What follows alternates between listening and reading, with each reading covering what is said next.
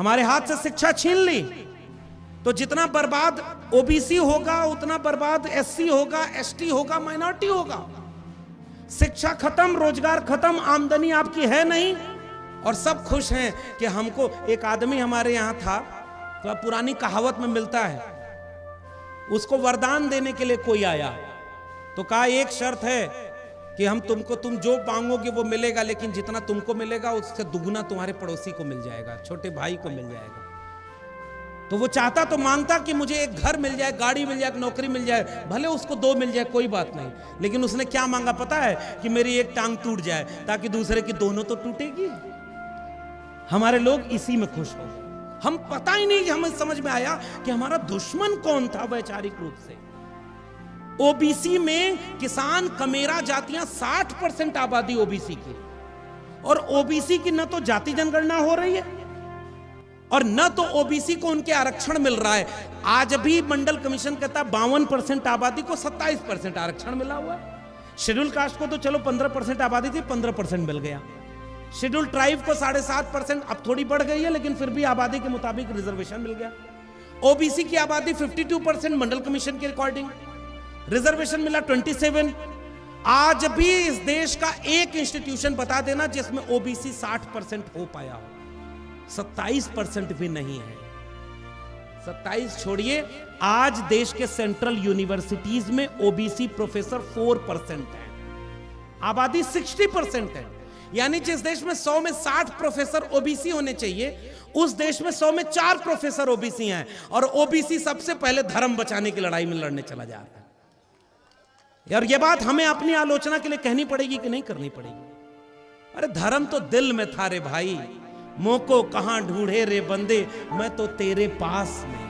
ना मैं मंदिर, ना मैं मस्जिद, ना काबे कैलाश में, ना मैं जप में, ना मैं तप में, ना मैं व्रत उपवास में, खोजी हो तो तुरते में ले हो पल भर की तलाश में। कहें कबीर सुनो भाई साधो, मैं तो हूं विश्वास में। और धर्म के नाम पर जो लोग अपना दुकान चलाने लगे, हमारे ओबीसी समाज के लोग वहां चले गए। बताओ देश में कितने जज ओबीसी हैं? सुप्रीम कोर्ट में जितने जज बैठे हैं, क्या 100 में 60 ओबीसी हैं? क्या 100 में 60 मीडिया में लोग ओबीसी हैं? क्या देश के उद्योगपति में, ठेकेदारी में, पैसे वालों में 100 में 60 लोग ओबीसी हैं? और जबकि नारा उत्तर भारत में लगा था कि संसोपा ने बांधी गांठ, पिछड़ा पावे 100 में 60। उस नारे को बहुजन समाज के लोगों ने आगे बढ़ाया कि 100 में 90 शोषित हैं, शोषितों ने ललकारा है, धन धरती और राजपाट में 90 भाग हमारा है, 10 का शासन 90 पर अब नहीं चलेगा, नहीं चलेगा। मान्यवर कांशीराम उस नारे को आगे बढ़ा रहे थे। अब जरा इस बात का जवाब दो, 15% शेड्यूल कास्ट के न जज हैं, न ब्यूरोक्रेट हैं, न प्रोफेसर हैं, न मीडिया है। शेड्यूल कास्ट के 15% लोग नहीं है, 1.5% से ज्यादा आबादी नहीं है। सुप्रीम कोर्ट में आज शायद एक सुप्रीम कोर्ट का जज शेड्यूल कास्ट से है, 2 ओबीसी है, शेड्यूल ट्राइब तो एक भी नहीं है। आदिवासी का जल जंगल जमीन बस छीन करके अडानी को देना है, और आदिवासी वहां जाकर के लड़ रहा है जंगल में, तो उसको जेल में डाल दिया जा रहा है कि ये आदिवासी नक्सली है, गोली मार दो इसको, मिस्टेकन आइडेंटिटी है। Where is 90%? हम न प्रोफेसर बनकर विश्वविद्यालय में हैं, न डॉक्टर बनकर हॉस्पिटल में हैं, न इंजीनियर बनकर इमारतें बना रहे हैं, हम न ब्यूरोक्रेट बनकर देश चला रहे हैं, हम न सुप्रीम कोर्ट में जज बने बैठे हैं, हम न मीडिया में हैं, न हम उद्योग में हैं, तो हम हैं कहां 90%? कांवड़ यात्रा में 90% हम हैं। और ये मैंने नहीं बोला है, सारा जोखिम आप हमसे मत दिलवाइए। मुझे अभी उत्तर भारत में जाना है, 2-4 मुकदमा हो जाएगा तो बचाएगा कौन? वो कह देंगे मेरी आस्था को ठेस पहुंच गई है। लेकिन सच तो यही है साहब कि हम 90% वहां हैं। मैं उत्तर प्रदेश से आता हूं रणजीत सर, मेरे यहां का मुख्यमंत्री अगर आप कांवड़ लेकर जाएंगे तो हेलीकॉप्टर से फूलों की बारिश करेगा, और नौकरी मांगने जाएंगे तो लाठी से बारिश करेगा। और हमारे नौजवानों को अभी भी पता नहीं चल पा रहा है कि उनको क्या चाहिए। तो 90% हम वहां हैं। 90% अस्पतालों में बीमार बनकर लाइन लगाए हुए हम हैं। हम फैक्ट्री में सस्ता मजदूर बनकर दिन भर मजदूरी कर रहे हैं, वहां 90% हम हैं। हम 80 किलो अनाज 80 करोड़ लोगों को जो अनाज मुफ्त में मिल रहा है उसमें 90% हम हैं। सबसे ज्यादा जेलों में बंद, झूठे मुकदमों में बंद, अंडर ट्रायल में बंद, हम 90% जेलों में बंद हैं। प्रोफेसर हैनी बाबू, यलगार परिषद, आज तक मेरे विश्वविद्यालय के प्रोफेसर, जवाहरलाल नेहरू विश्वविद्यालय का कोई उमर खालिद, तमाम हजारों लोग मुकदमों में जेलों में बंद हैं। हम 90% गरीब हैं, हम 90% कमजोर हैं, हम 90% बेबस, लाचार और बिखरे हुए हैं। और बिखरे हुए लोगों का कभी हुकूमत नहीं आती। इसलिए मैं कुछ आज के सवाल बस आपसे साझा किया हूं, बाद में बहुत सम्मानित और वरिष्ठ लोग हैं, आप उस पर विचार करिएगा। मैं आज भी देश भर में घूम रहा हूं। जब तक नौकरी थी तब तक नौकरी की बंदिश थी। माने साहब नौकरी छोड़ करके यहां बैठे हैं, मुझे नौकरी से छुड़वा दिया गया। हालांकि मैंने काम ही ऐसा किया था कि वो नौकरी नहीं देते। उनको ओबीसी ऐसा चाहिए जो मंडल कमीशन के विरोध में कमंडल का रथ निकले तो उसका संयोजक बन के बैठा रहे। अगर समझ जाना तो पहचानना कि नकली ओबीसी कौन है। 35 साल भीख मांगने के बाद भी 10 लाख का सूट पहने, 1.5 लाख का चश्मा लगाए, वोट में चुनाव में कहे कि मैं ओबीसी मां का बेटा हूं, और आज तक प्रधानमंत्री रहने के बाद भी एक बार भी मंडल कमीशन का नाम तक न ले। मंडल कमीशन की सिफारिश कहती है प्रमोशन में आरक्षण चाहिए।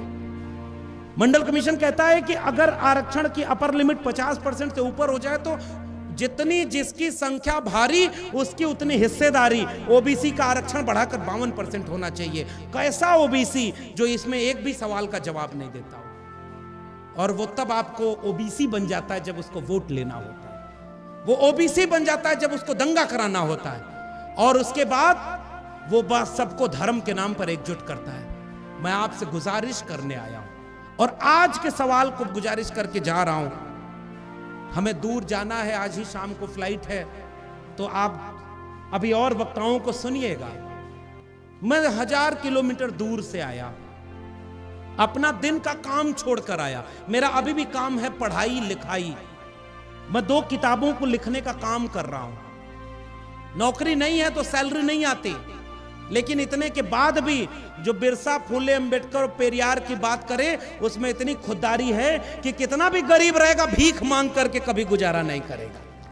हम मेहनत करने वाले लोग हैं। बाबा साहब डॉक्टर अंबेडकर को सोचता हूं तो वो तो कोई नौकरी नहीं करते थे। जहां नौकरी करने के 10 दिन नौकरी कर पाए, उसके बाद वो नौकरी छोड़नी पड़ी। महात्मा फूले कोई नौकरी नहीं करते थे, पेरियार कोई नौकरी नहीं करते थे, लेकिन वो जो काम करते थे उससे जाने कितनों को नौकरी मिल गई। अगर वो संघर्ष वो नहीं किए होते तो हम जैसे लोगों को नौकरी भी नहीं मिल पाती। डॉक्टर अंबेडकर का अपना निजी परिवार बर्बाद हो गया, ये बात कहना जरूरी है। जवान बच्चे मर गए, पत्नी गुजर गई, परिवार को नहीं हो पाए डॉक्टर अंबेडकर। मैं इसलिए उनको अपना मसीहा, अपना नायक मानता हूं कि जब उनकी कलम में ताकत हुई तो अपनी कलम से उन्होंने जाति देख करके न्याय नहीं दिया, उन्होंने ऐसा संविधान बनाया जो इस देश के हर नागरिक को समता और न्याय देता है, अधिकार और सम्मान देता है। इसलिए मेरा नायक भी डॉक्टर अंबेडकर है, और ये बात हम कहते हैं। लेकिन अपना परिवार तो बर्बाद हुआ। एक विदेश का पत्रकार डॉक्टर अंबेडकर से मिलने पहुंचा तो रात हो गई।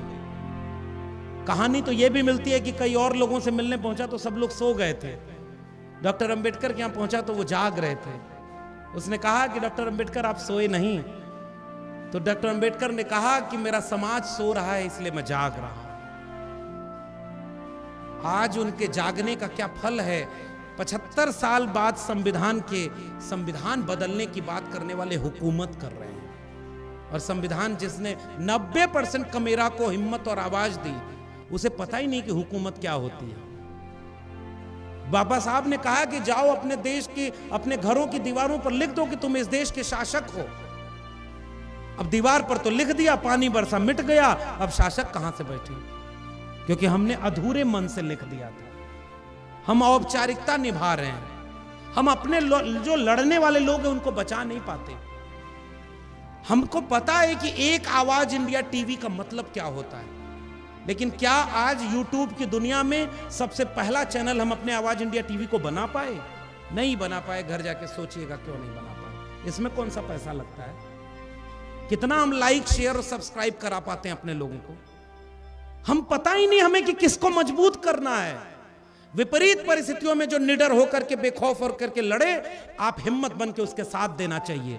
आप न लड़ पाओ तो दूसरे आदमी को तैयार करो जो लड़ने वाले का साथ दे।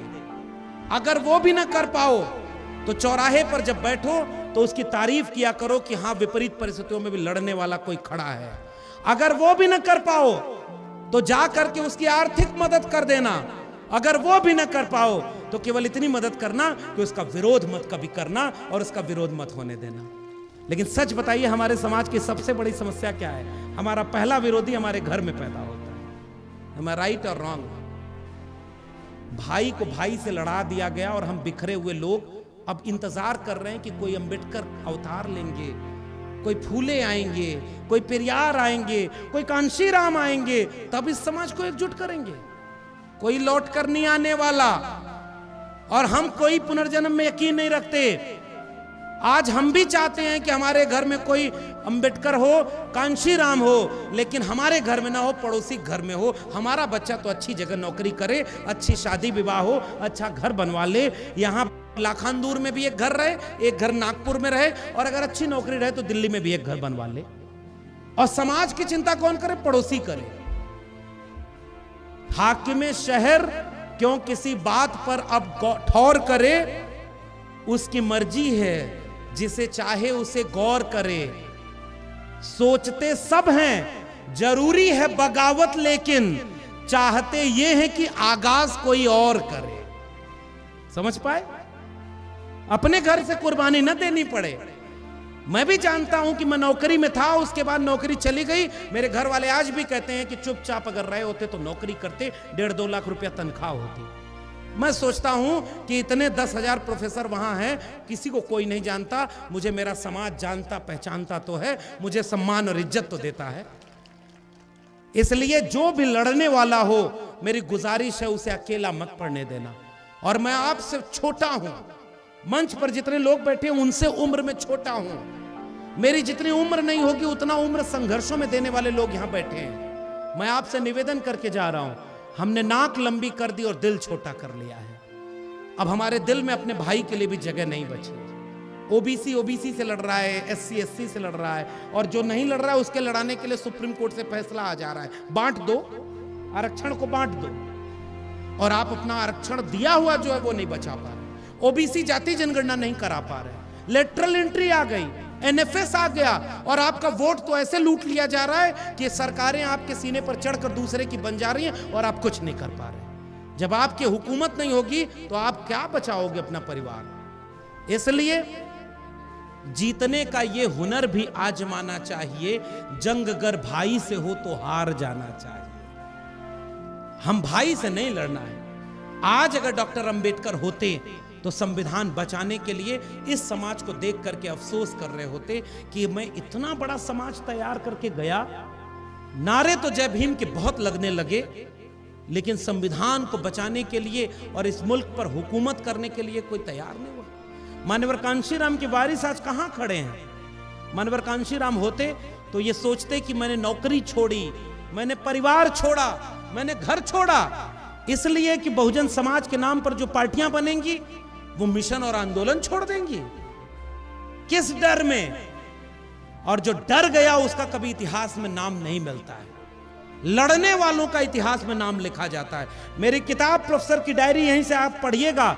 मैंने पहले पन्ने पर लिखा है, अगर हिरन अपना इतिहास खुद नहीं लिखेंगे तो शिकारियों की गाथाएं ही उनके इतिहास में मिलेंगे। और अगर हिरणों को अपना इतिहास में जगह पानी है तो अपना इतिहास खुद लिखना पड़ेगा। इसलिए हमने लिखना और बोलना छोड़ दिया, एकजुट होना छोड़ दिया। एक बार विचार करिएगा कि इस विचार की नागपुर की यात्रा में एक संगठन 100 साल पूरा होने जा रहा है और अब वो देश पर हुकूमत कर रहा है। सबसे ज्यादा पैसा उसके पास, सबसे ज्यादा ब्यूरोक्रेट उसके पास, सबसे ज्यादा उनका जज बना बैठा है। 1-2 मिनट और लूंगा बस आखिर में। इलाहाबाद हाई कोर्ट में एक जज है और जो यादव है, मैं ये बात जोर से कह रहा हूं कि इलाहाबाद हाई कोर्ट का एक जज, यादव नाम है उसका, वो खड़ा होकर के विश्व हिंदू परिषद के कार्यक्रम में खड़ा होकर कह रहा है कि इस देश में तो बहुसंख्यकवाद ही चलेगा। बाबा साहब के संविधान में लिखा है कि इस देश में लोकतंत्र चलेगा, और जज की कुर्सी पर बैठा हुआ संघ और बीजेपी का एजेंट कहता है कि इस देश में बहुसंख्यकवाद चलेगा, और उसके लिए भी वो एससी एसटी ओबीसी का इस्तेमाल कर रहे हैं। सबसे ज्यादा जहर बोलने वाले लोग हमारे समाज के निकल आते हैं।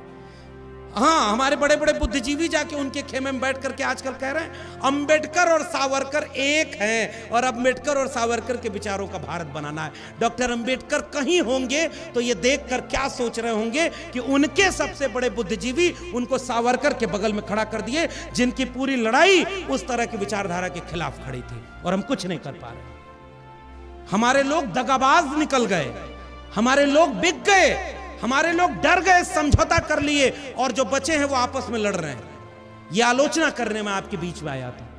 आप भले ये कह सकते हैं कि आलोचना करना आसान होता है, रास्ता क्या है? सबसे पहला काम ये कर लो, एससी एसटी ओबीसी समाज के लोगों को एकजुट कर लिया जाए। दूसरा काम ये कर लिया जाए कि शिक्षा बचाने की लड़ाई को लड़ा जाए, कलम और किताब को बचाया जाए। कलम किताब बचेगी तो हमारे बच्चे अंधविश्वास और पाखंड में नहीं जाएंगे, और एकजुट होकर के न्यूनतम सहमति पर अधिकतम एकता बना ली जाए। आज ये वक्त नहीं है कि तराजू लेकर आप तौलते हैं कि 100% अंबेडकरवादी कौन है।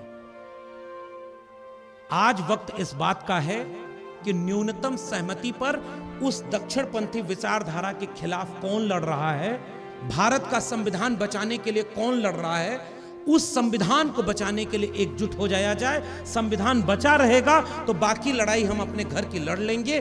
अगर संविधान ही नहीं बचा रहेगा तो हम लड़ाई कोई न लड़ पाएंगे न जीत पाएंगे। अगली बार कुछ दिन बाद इस देश में तानाशाही का राज होगा, और आपसे आंदोलन करने और ऐसे कार्यक्रम करने का हक भी छीन लिया जाएगा। ये मैं आपको डरा के नहीं, सच बात कह के जा रहा हूं।